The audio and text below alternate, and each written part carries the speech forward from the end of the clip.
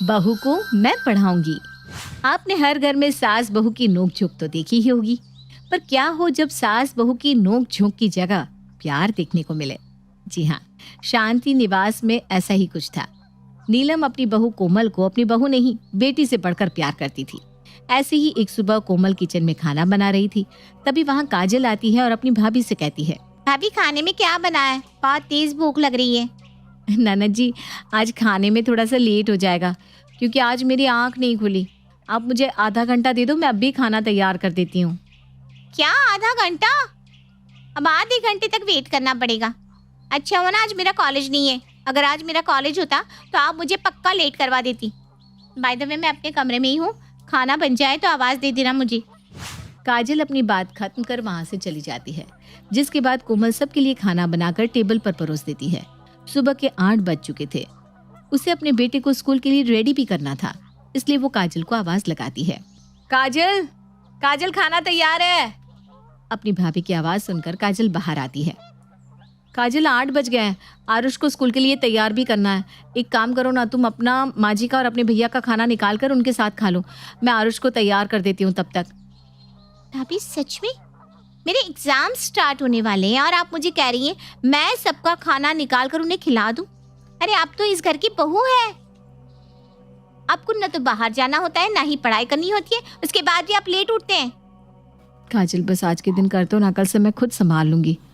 What संभाल लूंगी? आपके बस की नहीं है कुछ। कोमल काजल के सामने कुछ नहीं बोलती, पर काजल की बात सुनते हुए वहाँ शांति आ जाती है और काजल को अपनी भाभी से इस तरह बात करता देख कहती है, बहू के बस का तो बहुत कुछ है, लेकिन लगता है तेरे बस के कुछ नहीं है। काजल तभी तो तू ऐसे बात कर रही है। कोमल बहू जाकर आरुष को तैयार कर दे, मैं इन दोनों को खाना खिला दूंगी। जी माँ जी। कोमल अब अपनी बेटी को तैयार करने चली जाती है, तो वहीं अपनी माँ को अपनी भाभी का सपोर्ट लेते देख काजल कहती है, क्या माँ आप भी ना इस जाहिल के लिए मुझे डांट रही है? अरे बाद में ये नहीं बल्कि आपके बच्चे ही आपके काम आएंगे। काजल चल खाना खा ले, हम इस बारे में बात ना करें तो वही ज्यादा अच्छा रहेगा। शांति की बात सुनकर काजल चुपचाप खाना खाने लगती है। कुछ देर बाद सोनू भी आ जाता है और आरुष को आवाज लगाता है, आरुष बेटा कहाँ हो? जल्दी स्कूल चलो, नहीं तो आज तुम लेट हो जाओगे। आ गया पापा। सोनू अब आरुष को अपने साथ लेकर जाने लगता है, पर तभी कोमल सोनू से कहती है, सोनू जी अब बिना कुछ खाए जा रहे हैं, आपका लंच भी मैंने पैक कर दिया है। ओह आई एम सो सॉरी, मैं बताना ही भूल गया था। आज मेरा लंच ऑफिस की तरफ से है, इसलिए आज मैं वहीं खाना खा लूंगा। इतना बोलकर सोनू आरुष के साथ चला जाता है। कुछ देर बाद कोमल अपनी सास शांति के साथ बैठकर सीरियल देख रही थी, तभी वहाँ काजल आती है। भाभी कल मेरा एग्जाम है तो आज मेरी कुछ दोस्त घर आएंगी। मैं चाहती हूँ आप हमें डिस्टर्ब ना करो। हाँ तो तू कहना क्या चाहती है? मेरी बहू तुझे और तेरे दोस्तों को परेशान करती है? नहीं माँ, ऐसा मैंने कब कहा। मैं तो भाभी से बस ये कहना चाह रही हूँ कि भाभी मुझे लेकर ओवर प्रोटेक्टिव ना हो। ठीक है काजल, तुम चिंता मत करो, मैं कुछ नहीं करूँगी, तुम बस अपनी पढ़ाई करना। Thank you. काजल अब अपने कमरे में चली जाती है और दोपहर में काजल की सारी दोस्त काजल के घर आती हैं। नमस्ते भाभी, नमस्ते आंटी जी। नमस्ते भाभी, नमस्ते आंटी जी। नमस्ते।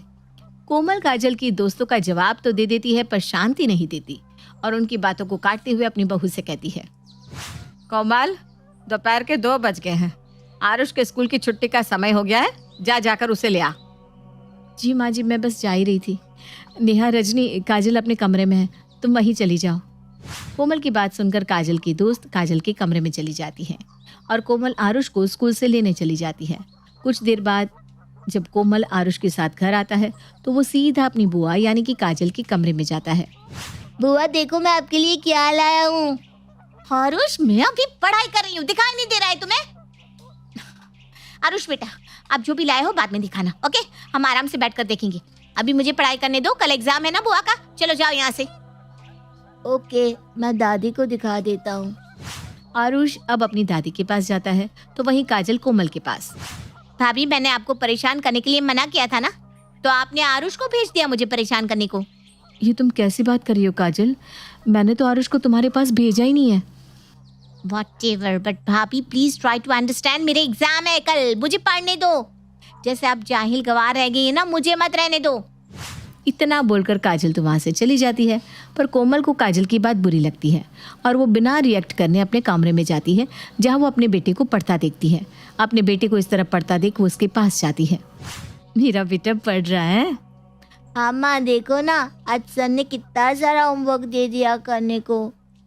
कोई बात नहीं, मेरा आरुष बहुत फास्ट है, बहुत होशियार है, वो तो तुरंत अपना काम खत्म कर लेगा, है ना। Yes mom. वैसे मम्मा, आपने कहाँ तक पढ़ाई की है? आरुष, जैसे तुम पढ़ाई कर रहे हो ना, जैसे तुम्हारी बुआ पढ़ाई करती है, वैसे ही मेरा भी पढ़ने का काफ़ी मन था। लेकिन मैंने जैसे ही 12th पास की, वैसे ही कम उम्र में मेरी माँ ने तुम्हारे पापा के साथ शादी करा दी, जिसके बाद मैं कभी पढ़ ही नहीं पाई, क्योंकि शादी के बाद मैं सिर्फ घर गृहस्थी में ही उलझी रह गई। बात करते करते कोमल की आंखें नम हो जाती हैं और वो वहाँ से चली जाती है। पर आरुष अपनी माँ की बात सुनकर अपनी दादी के पास जाता है। दादी, दादी मुझे आपसे कुछ बात करनी है। हाँ हाँ आरुष, बोलो बेटा, क्या बात करनी है। दादी, आपने पापा की शादी जल्दी करवा दी थी क्या? आरुष, तू ये बात क्यों पूछ रहा है? क्या हुआ बेटा? बताओ ना दादी। हाँ, जल्दी तो हो गई थी, पर आपको पता है, आपकी वजह से मम्मा पढ़ नहीं पाई। मतलब? आरुष अब कोमल की इच्छा शांति को बता देता है। ये सुनकर शांति अपने मन में कहती है, अच्छा तो ये बात है बहू, अगर तेरा पढ़ने का मन है और मेरी वजह से तेरी पढ़ाई बंद हुई है, तो अब आगे की पढ़ाई तुझे मैं करवाऊंगी, चाहे कोई कुछ भी बोले। शांति खुद से अपनी बहू को पढ़ाने का वादा कर लेती है। ऐसे ही समय गुजरता है और गुजरते समय के साथ काजल का एग्जाम खत्म हो जाता है और कॉलेज का एडमिशन फिर से शुरू हो जाता है। माँ, मुझे कुछ पैसे दे दो, मुझे कॉलेज की फीस भरनी है। फीस भरनी है? पर क्यों? अभी अभी तो तेरा एग्जाम खत्म हुआ है कुछ ही समय पहले। हाँ, तो रिजल्ट आ गया, अब न्यू एडमिशन स्टार्ट हो रहा है नेक्स्ट ईयर का, तो मुझे आगे पढ़ाई करनी है ना माँ। अच्छा चल ठीक है, मेरे बैग में पैसे रखे होंगे, ले ले। और सुन, एक एडमिशन फॉर्म एक्स्ट्रा लेकर आ जाइयो। क्यों? अब किसको कॉलेज में पढ़ना है? तेरी भाभी को, मैं उसे आगे पढ़ाना चाहती हूँ। ये आप क्या बोल रही हैं माँ? भाभी पढ़ाई करेंगी? हाँ, वो पढ़ाई करेगी, मेरी बहू को मैं पढ़ाऊंगी। तुझे कोई दिक्कत? माँ, भाभी के बस की पढ़ाई लिखाई नहीं है, उन्हें घर के कामों से फुर्सत नहीं है, और आपको लगता है कि वो पढ़ाई करेंगी? क्या कुछ भी सोचती रहती हो? काजल, बहू के साथ मैं ज्यादा रहती हूँ, तो मुझे पता है कि मेरी बहू से क्या हो सकता है और क्या नहीं। इसलिए तू अपना दिमाग ना चला और मैंने तुझे जो बोला है उसको सही से कर ले, वही ज्यादा अच्छा है। काजल अपनी माँ की बात का कोई जवाब नहीं देती और वहाँ से चली जाती है और शाम को अपनी माँ को कॉलेज का फॉर्म देकर अपने कमरे में चली जाती है। वहीं शांति भी उस फॉर्म को लेकर कोमल के पास जाती है। बहू, तू यहाँ क्या कर रही है? कुछ नहीं माँ जी, खाना बन गया है, अभी सोनू जी आए नहीं ना, तो मैंने सोचा क्यों ना थोड़ा सा सो लिया जाए, इसलिए मैं अपने कमरे में आराम कर रही थी। तू इस खाली समय को ऐसे कैसे बर्बाद कर सकती है?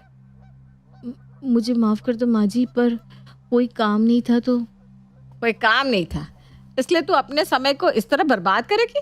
अरे तुझे पता भी है तू इस समय में पढ़ाई भी तो कर सकती है। क्या पढ़ाई? हाँ बहू, पढ़ाई।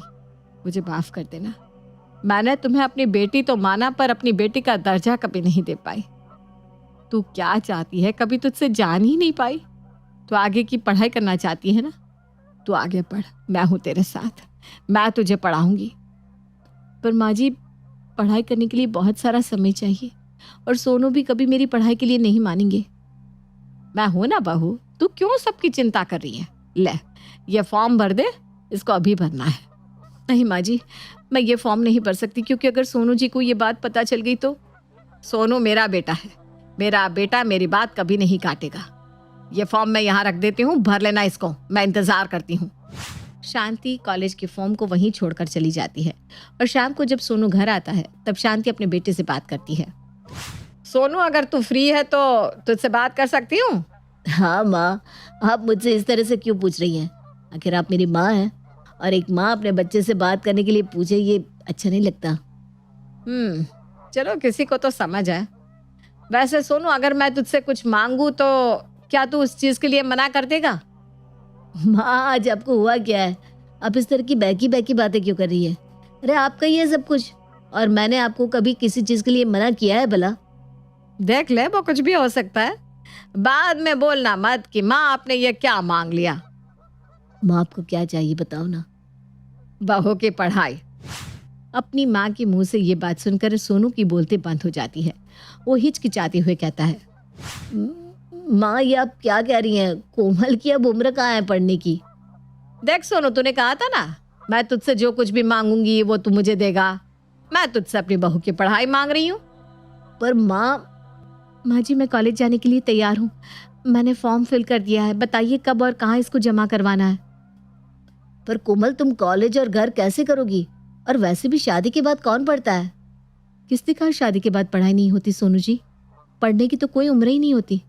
और रही घर की बात तो मैं दोनों संभाल लूंगी, डोंट वरी। कोमल की बात सुनकर सिवाय शांति के घर में कोई और खुश नहीं था। ऐसे ही अब समय बीतता है और बीतते समय के साथ कोमल भी कॉलेज जाने लगती है। पर इस बीच उसको काफी परेशानियों का सामना करना भी बाकी था। ऐसे ही एक सुबह सोनू अपने ऑफिस के लिए तैयार हो रहा था कि कोमल, कोमल ये क्या है? क्या हुआ सोनू जी, आप इतना गुस्सा क्यों हो रहे हैं? मैंने तुम्हें कल कहा था कि मेरे कपड़े प्रेस करके रखना, पर तुम हो कि तुम्हें कुछ याद ही नहीं रहता इस पढ़ाई के चलते। सोनू जी वो आज मेरा सरप्राइज टेस्ट था इसलिए पढ़ रही थी। चुप, बिल्कुल चुप। आज तुम्हारी वजह से मीटिंग में मेरी इंसल्ट होगी।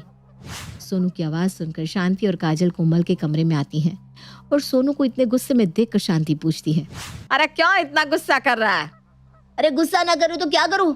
आपने तो इसको सर पर चढ़ा रखा है।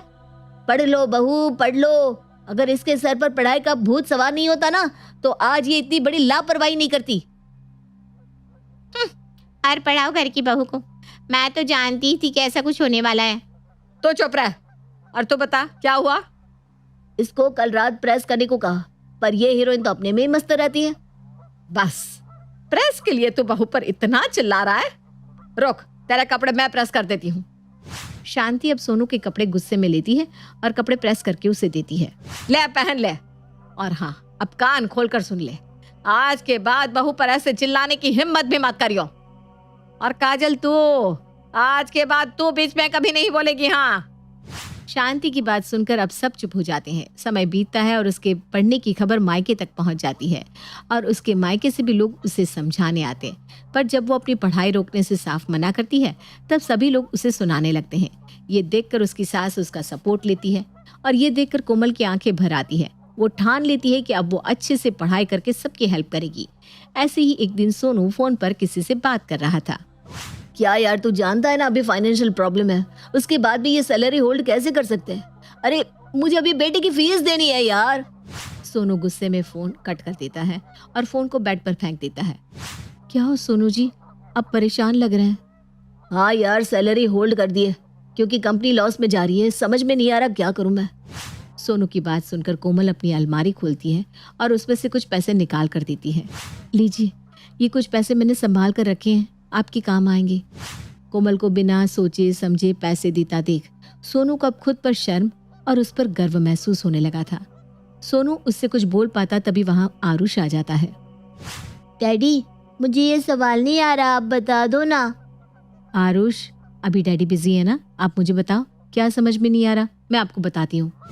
इस तरह कोमल अब अपने बेटे को भी पढ़ाने लगती है। कोमल को ऐसे देख कहीं ना कहीं सोनू को भी काफी सुकून मिल रहा था। ऐसे ही एक दिन शांति हॉल में वकील के साथ बैठी होती है। तभी वहां कोमल भी अपने हाथों में चाय की ट्रे लेकर आती है।